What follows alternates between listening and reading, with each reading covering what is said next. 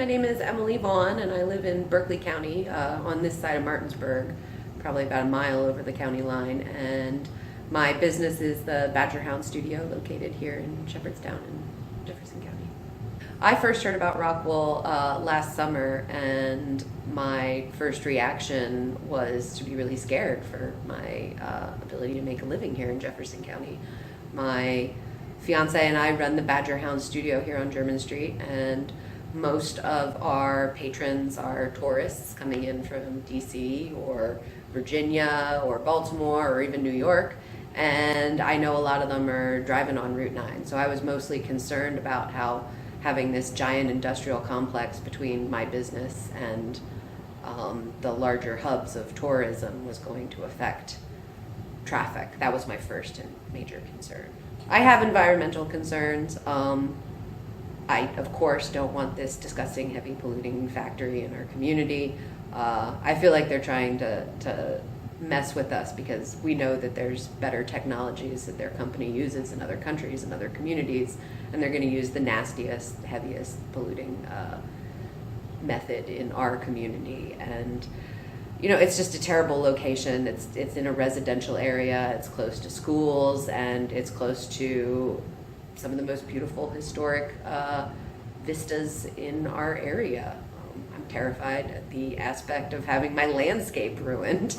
I've painted from Maryland Heights, and I've painted in Jefferson County landscapes that I've sold here. I've made money off of the landscape. So having that landscape marred, especially knowing that there's going to be a number of points on the Appalachian Trail where you can see this, that doesn't just threaten my business on a base level, it threatens it on a aesthetic level as well.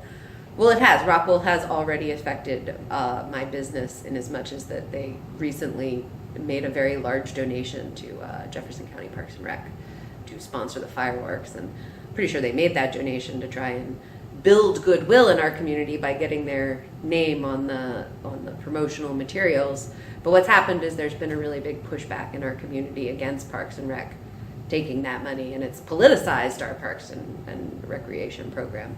People are not signing up now for my summer camp programs because they're avoiding Parks and Rec, and they want to use their wallet to speak their truth. And I'm not mad at the people that are not coming to Parks and Rec. I'm mad at Rockwool for needing to use their corporate identity and their corporate money to politicize where I have been making a living for almost 10 years.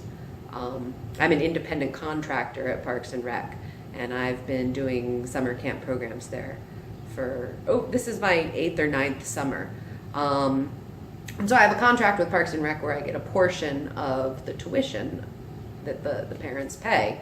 And so if parents are withholding registering their kids to protest this donation, then that is going to affect me, actually more than it affects Parks and Rec, but Parks and Rec has made the decision for me. So I'm not, of course I'm frustrated with the situation I'm in, but I'm not mad at the parents who are using their wallets to speak their truth. My truth as well. I don't want Rockwool either. I agree with the parents.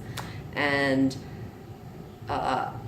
if a parent doesn't register their kid and lets me know about it, that gives me the power to speak up and say, this is hurting our community. I don't want Rockwool to be able to divide us this way. And Rockwool is already hurting my business model, so I can say with authority that I am making about $1,000 less this summer than last summer because of the Rockwool donation. And I know this because my patrons have spoken to me about it. Parents have come and they said they're upset. I'm upset. And I can see it in my registration numbers. I had 4 camps last summer and they were all full. I had 20 kids, 20 kids, 20 kids, 18 kids. My last 2 camps, I had 12 kids. This week I have 7 kids. And 7 kids, you know, that's less than half the registration from the same camp last year. That's less than half the money I get paid this week. And you know, I'm not taking my money and building smokestacks or needing a pipeline or I'm taking my money and I'm spending it on my German street space. I'm buying my own insurance. I'm paying full taxes as an independent contractor. And Rockwool, as a giant global corporation, is throwing their money around and basically bulldozing me, bulldozing my business, bulldozing my patrons, bulldozing my park. Parks and Rec needs money. I'm not mad at them for soliciting money. I'm mad that Rockwool is going to continue to force themselves on our community when we've made it very clear that we don't want them. I don't think that it's a divided issue so much as that people either don't want to listen to their neighbors or they are going to listen to their neighbors. Even if you don't agree with everything that anti-Rockwool is saying, you can at least listen to your neighbors, listen to your community members, and Rockwool's making it hard to do that. So, I mean, I'm just a teeny tiny aspect of the cultural scene here on German Street, but I have over 500 families that I've served in the area over the last 4 years since we moved into this space. They're bringing their kids for private lessons, for art after school.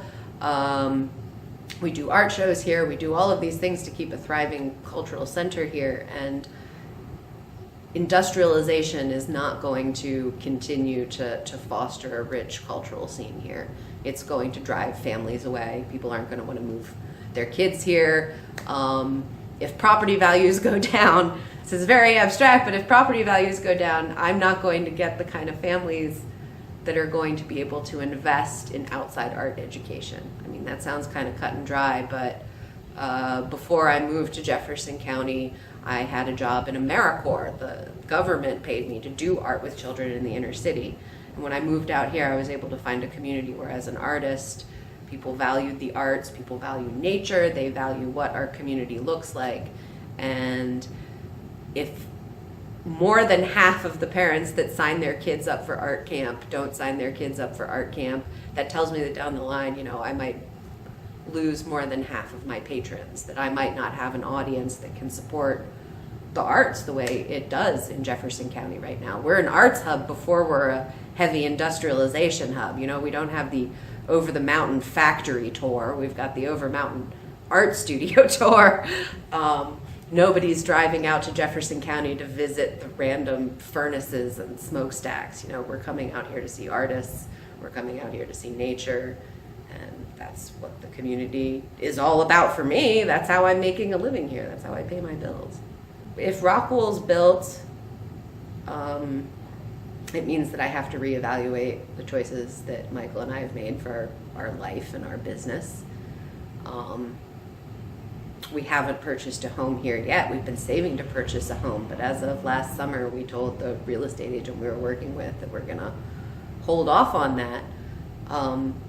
And within the year, my income's been affected. You know, it feels like, just for me, Miss Emily Art, this is a pretty good, solid message from the community that if I don't fight, I'm going to be bulldozed. I'm going to be one of the casualties. My business will be a casualty. So it's for quality of life, and it's for the ability to support myself.